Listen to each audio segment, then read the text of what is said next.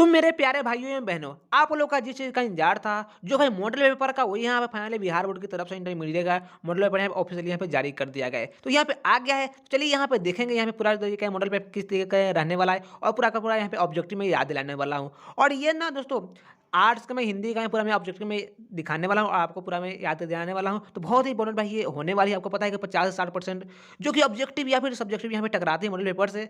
तो यहाँ पे पूरा यहाँ पे ध्यान से देना, स्किप मत करना। और जितने भी बंदे नए आ रहे हैं, जितने भी मेरे भाई नए आ रहे हैं, प्लीज वीडियो को लाइक भी कर देना एंड चैनल को सब्सक्राइब कर नोटिफिकेशन को भी आप लोग ऑल पे सेलेक्ट करना है, क्योंकि यहाँ पे ऐसे ही वीडियो मिलती रहती है आप लोगों को। चलिए प्रश्न 1 से 100 तक के प्रत्येक वस्तुनिष्ठ प्रश्न के साथ 4 विकल्प दिए गए हैं जिनमें से कोई एक सही है। इन 100 प्रश्नों में से किन्हीं 50 प्रश्नों के अपने द्वारा चुने गए सही विकल्पों को ओएमआर शीट पर चिन्हित करना है, यानी कि उसमें घस देना है। ठीक है ना। तो जैसे कि पहला नंबर क्वेश्चन आपको यहाँ पर दिख रहा है कि मैं असहाय विवश बैठी रही उठ गया छौना मेरा, यह पंक्ति किस शीर्षक कविता से है। तो यहाँ पर जो फाइनली आपका आंसर हो जाएगा वो पुत्र वियोग से है, जो कि ए ऑप्शन नंबर में दिया गया है। इसका ए ऑप्शन सही हो जाएगा। चलिए आगे क्वेश्चन की तरफ बढ़ते हैं। अगला हमारा क्वेश्चन क्या कहता है। अगला क्वेश्चन 2 नंबर जो है, जयप्रकाश नारायण को समाज सेवा के लिए किस पुरस्कार से सम्मानित किया गया। तो गांधी सम्मान से, दूसरा में है अर्जुन पुरस्कार से, नोबेल पुरस्कार से, तीसरा में मैग्सेस पुरस्कार से। तो इसका जो फाइनली आंसर जो है आपका हो जाएगा वो मैग्सेस सम्मान से, आपके ऑप्शन नंबर डी में दिए गए। 3 नंबर क्वेश्चन मेरा कह रहा है, जयप्रकाश नारायण का जन्म स्थान कहाँ है। तो कहाँ के बिहार के रहने वाले थे। तो इसमें लिखा है सीतावदिया दियार सारण बिहार। तो आपका आंसर जो है ए हो जाएगा, ए करेक्ट। ठीक है ना। आगे चलिए क्वेश्चन की तरफ। तो क्वेश्चन मेरा यहाँ पर, रामधारी सिंह दिनकर का जन्म कहाँ हुआ था। जैसा कि यहाँ दिया गया है, लहमी वाराणसी, इटारसी, मिसिरिया बेगूसराय बिहार, रांची झारखंड। तो इसका जो सही आंसर जो है आपका यहाँ से हो जाएगा, आपका बिहार के वो भी थे सिमरिया बेगूसराय, जो आपके ऑप्शन नंबर सी में दिए जा रहे हैं। सी फाइनली इसका आंसर सी हो जाएगा। ठीक है। आगे चलिए। तो 5वां नंबर क्वेश्चन मेरा क्या कह रहा है, अर्धनारीश्वर में कल्पित रूप क्या है। अर्धनारीश्वर जो कहानी है, निबंध है, उसमें जो है वो किसका कल्पित रूप है। तो वो उसका सही आंसर जो है आपका शंकर और पार्वती पर ही तो लिखा गया है अर्धनारीश्वर, इसका इसलिए सी ऑप्शन करेक्ट हो जाएगा, सी। 6 नंबर क्वेश्चन में कहा गया है, रामधारी सिंह दिनकर को किस रचना पर ज्ञानपीठ पुरस्कार मिला था। तो इसका जो ऑप्शन है आपका इसमें दिया गया है, उर्वशी, अर्धनारीश्वर, कविता की खोज, दिनकर की डायरी। तो इसका जो सही आंसर है आपका हो जाएगा यहाँ से उर्वशी पर उनको ज्ञानपीठ पुरस्कार मिला था। आपका ऑप्शन ए करेक्ट हो जाएगा। साथ में दिया गया है, रोज शीर्षक कहानी में मालती के पति किस व्यवसाय से जुड़े थे। तो आपको पक्का रोज शीर्षक कहानी पढ़े होइएगा तो उसमें मालूम होगा आपको कि महेश्वर जी जो थे मालती के पति, वो एक डॉक्टर थे। तो यहाँ से सही आपका आंसर ए हो जाएगा, डॉक्टर ए आपका सही आंसर हो जाएगा। चलिए 8 नंबर क्वेश्चन क्या है, रोज शीर्षक कहानी में महेश्वर कौन फल लाए थे। तो उसमें जो वर्णन हुआ है वहाँ पर कौन फल लाए थे, तो वो जो लाए थे वो आम लाए थे, आम वहाँ पर। तो इसका आंसर हो जाएगा आपका बी, आम। 9 नंबर क्वेश्चन आपका कह रहा है कि सन 1926 में भगत सिंह ने किस दल का गठन किया था। तो यहाँ से नवयुवक संघ, नौजवान भारत सभा, नौजवान दल, नवयुवक सभा। तो यहाँ से जो आपका आंसर होगा यहाँ से फाइनली आपका ए हो जाएगा, नौजवान भारत सभा। यहाँ से आपका ए हो जाएगा, ए सही, नौजवान भारत सभा। चलिए तो बढ़ते हैं अगले सवाल की तरफ। भगत सिंह ने अपना आदर्श पुरुष किसे मानते थे? ऑप्शन है आपका करतार सिंह, स्वर्ण सिंह, गणेश शंकर विद्यार्थी, चंद्रशेखर आजाद। तो इसका जो सही ऑप्शन आंसर है आपका करतार सिंह को वो अपना आदर्श पुरुष मानते थे। अगला क्वेश्चन है आपका, धागर किस जगह से आए थे? दक्षिण बिहार से, उड़ीसा से, राजस्थान से, महाराष्ट्र से। तो इसका सही आंसर जो है वो दक्षिण बिहार से आए थे। दक्षिण बिहार से ऑप्शन आपका ए हो जाएगा सही। वो धागर दक्षिण बिहार से आए थे। हमारा 12वां नंबर सवाल जो है, घोड़ा बिगड़ता है और बिना लड़े सिपाही, यह पंक्ति किस पाठ से है? तो वो जो था उसने कहा था उसी में ना है जिसमें लहना सिंह का कहानी है। आप लोग पढ़े होंगे तो उसको मालूम होगा। तो इसका फाइनली आंसर जो है बी हो जाएगा, बी उसने कहा था। चलिए इसी तरह आगे की तरफ बढ़ते हैं हम लोग। 13वां नंबर हमारा सवाल है, सिपाही की माँ शीर्षक एकांकी बिस्नी चारपाई पर पास मोढ़े पर बैठी क्या करती दिखती है? तो वो उसका सूत काटती हुई दिखती है। ए आपका आंसर हो जाएगा ए ऑप्शन। चलिए यहाँ पर 14 नंबर सवाल जो आपको कह रहा है, मुन्नी कौन थी? तो सुखनी की बेटी, ये तो होगा नहीं। रजनी की बेटी, ये भी नहीं होगा। सिवनी की बेटी, ये भी नहीं होगा आपका। वो तो जो थी बिस्नी की बेटी थी। यहाँ से आपका सही आंसर हो जाएगा बिस्नी की बेटी। वो बिस्नी की बेटी है मुन्नी, ठीक है ना। चलिए आगे 15वां नंबर जो हमारा सवाल है, प्रगीत और समाज शीर्षक निबंध के संग्रह से लिया गया है। कहना न होगा, आलोचना के मुख से, दूसरी परंपरा की खोज से, वाद विवाद समाज से। तो इसका सही ऑप्शन जो है आपका हो जाएगा ए, वाद विवाद संवाद से। वाद विवाद संवाद से ए आपका आंसर जो है ए हो जाएगा ऑप्शन। अगला क्वेश्चन क्या कह रहा है हमारा 16 नंबर जो है, कहानी नहीं वही कविता संग्रह के रचयिता कौन है? तो यहाँ जो भूषण जी का कविता है, या रघुवीर सहाय की है, या जयशंकर प्रसाद की है, या अशोक वाजपेयी का है। तो यहाँ से आपको फाइनली आंसर जो होगा आपका डी हो जाएगा, अशोक वाजपेयी जी का ये है। चलिए तो आगे बढ़ते हैं। क्वेश्चन नंबर 17 जो है आपका कह रहा है यहाँ पर, हिंदी साहित्य में गजानन माधव मुक्तिबोध उदय कैसे रूप में हुआ है? प्रयोगवादी, प्रगतिवादी, पद्मवादी, छायावादी। तो वो जो कवि थे आपके वो प्रयोगवादी थे, ठीक है ना। यहाँ से ऑप्शन ए हो जाएगा आपका करेक्ट आंसर। चलिए आगे बढ़ते हैं। इसी तरह यहाँ पर इसका हो गया 17। अब 18 नंबर क्वेश्चन की तरफ बढ़ेंगे। कौन लेखक कांगो के शिक्षा मंत्री, विद्या मंत्री एवं प्रधानमंत्री रह चुके हैं? हेनरी लोपेज, अंतोस चेसक, गाई डी मोपास, इनमें से कोई नहीं। तो यहाँ पर जो सही आंसर हो जाएगा आप हेनरी लोपेज। चलिए आपका अगला क्वेश्चन क्या कह रहा है 19वां नंबर बढ़ेंगे। जायसी का जन्म स्थान कहाँ है? जायसी का जन्म स्थान कहाँ है? पाटलिपुत्र है, झांसी है, जायस कब्र अमेठी है, अल्मोड़ा है। तो इसमें का जो फाइनली आंसर आपका जो हो जाएगा वो कहाँ कहते हैं? तो जायस कब्र अमेठी। ऑप्शन आपका बी सही हो जाएगा, जायस कब्र अमेठी। चलिए आगे बढ़ते हैं आपके 20वां नंबर पे। तो यहाँ पर दिया गया है, नाभा दास किस धारा के संत थे? नाभा दास किस धारा के संत थे?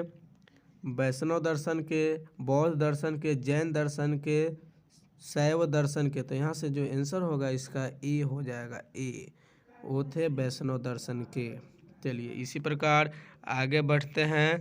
तो आगे क्या है मेरा, नाभा दास अस्थाई निवासी कहाँ थे? तो नाभा दास जी जो अस्थाई मतलब बराबर ज़्यादा कर रहते थे, वो वृंदावन रहते थे। उनका अस्थायी निवास स्थान वृंदावन था, तो ऑप्शन आपका बी सही हो जाएगा। 22वां नंबर सवाल क्या कह रहा है यहाँ पर, सुभद्रा कुमारी चौहान रचित पुत्र वियोग शीर्षक कविता कैसी कृति है? तो वो शोक गीत है, शोक गीत। यहाँ से आपका शोक गीत, वो बिलप बिलप करना बोल रही है कि मेरा खोया हुआ पुत्र अभी तक लौट कर नहीं आया। आप लोग पढ़े होंगे तो आपको मालूम होगा, देखते ही आंसर आप लोग बोल दीजिएगा। तो एक बार ज़रूरी है इसको याद करना, इसलिए आप याद कीजिए। यहाँ से क्वेश्चन बहुत सारे आते हैं शोक गीत, ठीक है ना। चलिए आगे, अगला क्वेश्चन है आपका सुभद्र, देखिए फिर वहाँ से पूछ दिया ना, मैं बोला था ना, सुभद्रा कुमारी चौहान 1930 में हिंदी साहित्य सम्मेलन का कौन पुरस्कार मिला था? सक्साई पुरस्कार, साहित्यिक अकादमी, पद्म भूषण, भारतीय ज्ञान पुरस्कार। तो यहाँ से जो आपका आंसर होगा, शेक्सपियर पुरस्कार सुभद्रा कुमारी चौहान को 1930 में मिला था।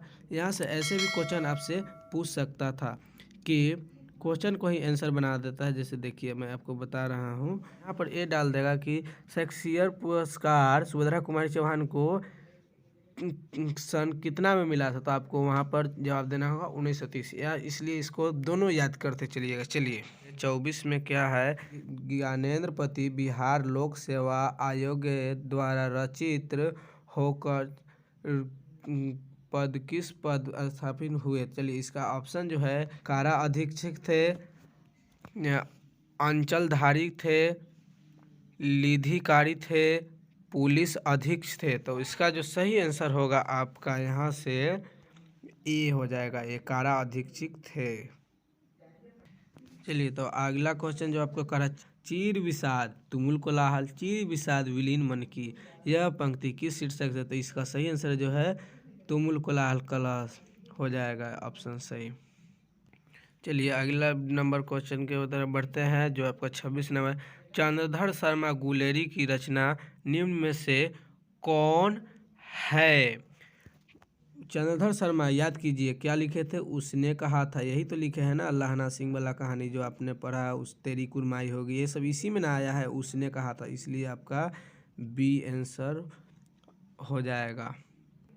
चलिए अगला क्वेश्चन आपका क्या कह रहा है, नाभा दास की कविता का क्या नाम है? नाम पूछ रहा है ना यहाँ से, तो नाभा दास क्या लिखे थे? नाभा दास जो लिखे थे वो छप्पे थे, छप्पे, याद ऐसे कीजिएगा, छप्पे नाभा दास बराबर याद हो जाता है ये सब चीज़। ये डी इसका आंसर सही हो जाएगा। चलिए तो आगे बढ़ते हैं हम, क्वेश्चन नंबर 28, जयप्रकाश नारायण का निधन कब हुआ था? जयप्रकाश नारायण का निधन कब हुआ था? तो 8 अक्टूबर 1969 ईस्वी को हुआ था। 8 अक्टूबर 1979 ईस्वी को हुआ था। ऑप्शन आपका ए हो जाएगा, ए करेक्ट आंसर।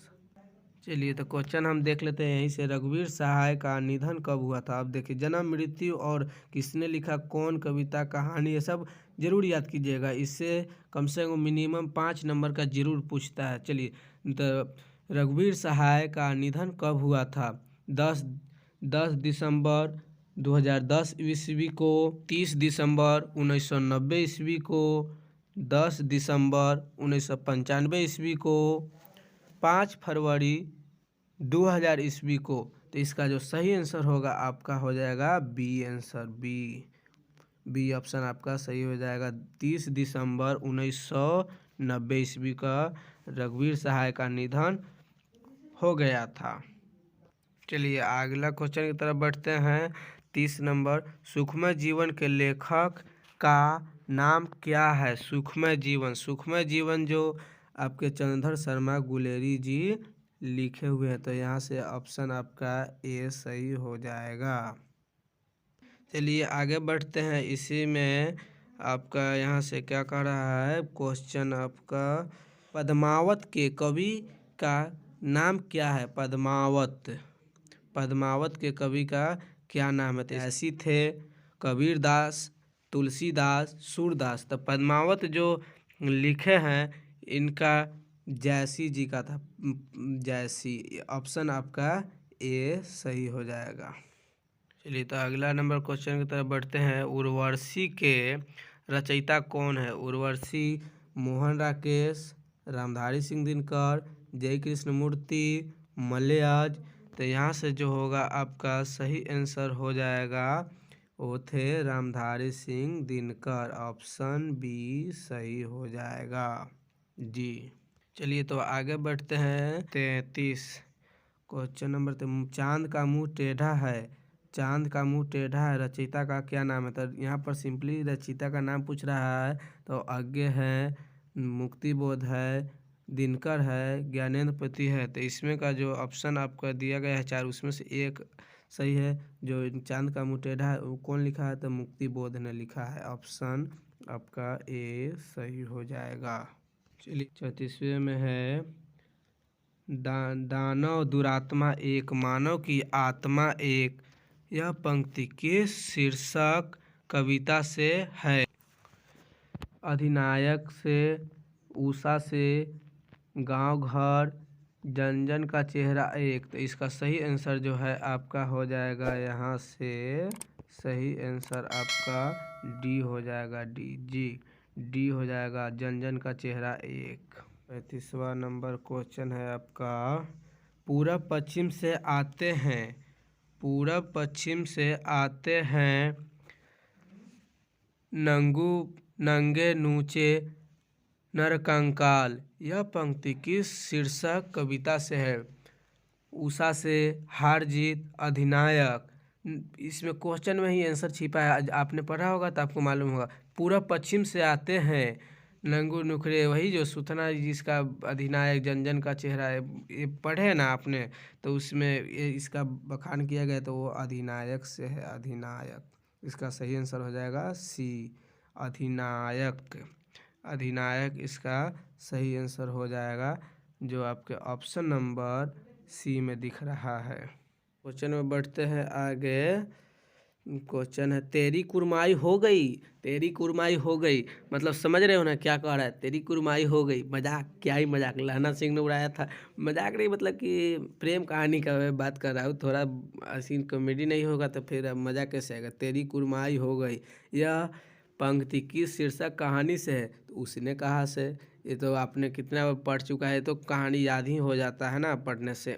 चलिए तो इसका सही आंसर हो जाएगा ए, ऑप्शन ए, उसने कहा था। चलिए आगे बढ़ते हैं। अगला क्वेश्चन में क्या कह रहा है? आगे रचित पाठित पाठ का क्या नाम है? आगे रचित पाठित पाठ का क्या नाम है? आगे जो लिखे थे वो उसका कहानी का नाम है रोज। रोज, ये कहाँ गया? ये रोज हो जाएगा, यहाँ से ए, इसका भी ए आंसर आपका हो जाएगा। 38वां नंबर क्वेश्चन है। ओम प्रकाश वाल्मीकि रचित आत्मकथा का नाम क्या है? ओम प्रकाश वाल्मीकि रचित आत्मकथा का क्या नाम है? सिपाही की माँ, प्रगीत और समाज, जूठन, तिरिच। तो यहाँ से जो है आपका आंसर हो जाएगा option number C, option number C, Joothan. Om Prakash Valmiki जो लिखे हैं जूठन को लिखे हैं। 39वें में क्या है जी? विनोद कुमार शुक्ल रचित कविता का नाम क्या है? विनोद कुमार शुक्ल, प्यारे नन्हे बेटे को, छप्पे, उषा, अधिनायक। तो यहाँ से जो दिख रहा है आपको प्यारे नन्हे बेटे को, प्यारे नन्हे बेटे को आंसर हो जाएगा। इन्हीं ने तो लिखा है विनोद कुमार शुक्ल, प्यारे नन्हे बेटे को। ये ना पूछते हैं मेरी बिटिया से लोहा कहाँ जन, ये पढ़े हुए हैं ना, यहीं से यही चैप्टर है। 40वें नंबर क्वेश्चन में क्या है? ज्ञानेंद्र पति रचित कविता का क्या नाम है? ज्ञानेंद्र पति रचित कविता का क्या नाम है? हार जीत, गांव का घर, उषा, पुत्र वियोग। पुत्र वियोग सुभद्रा कुमार चौहान ने लिखा है। हार जीत तो होगा ही नहीं क्योंकि इन्होंने नहीं लिखा है। तो यहाँ से सही आंसर जो है आपका हो जाएगा ऑप्शन नंबर बी, गांव का घर ज्ञानेंद्र पति लिखे हैं। चलिए तो आगे बढ़ते हैं। क्वेश्चन नंबर 40वें है। लहना सिंह किस कहानी का पात्र है? तो लहना सिंह जो कहानी का पात्र है उसने कहा था, उसी में तो इनका बखान आया था ना। ऑप्शन आपका जो है सी हो जाएगा सी। 42वें, महेश्वर किस कहानी का पात्र है?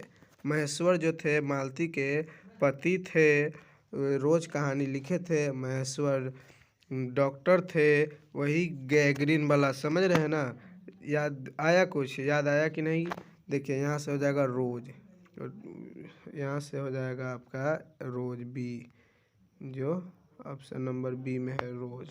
महेश्वर किस कहानी के पात्र है? तो रोज के। 43वां, ब्रजराज कुंवर किस कविता का पात्र है? ब्रजराज कुंवर किस कविता का पात्र है? तो आपने पढ़ा है सूरदास के पद को, कि उसमें कृष्ण जी को अनेक तरीक़ा से जगाया जा रहा है। सुबह हो गया है, जाग जाइए ब्रज कुंवर, वहीं से लिया गया है। जैसे तो इसका सही आंसर जो है आपका हो जाएगा यहाँ से सूरदास के पद से।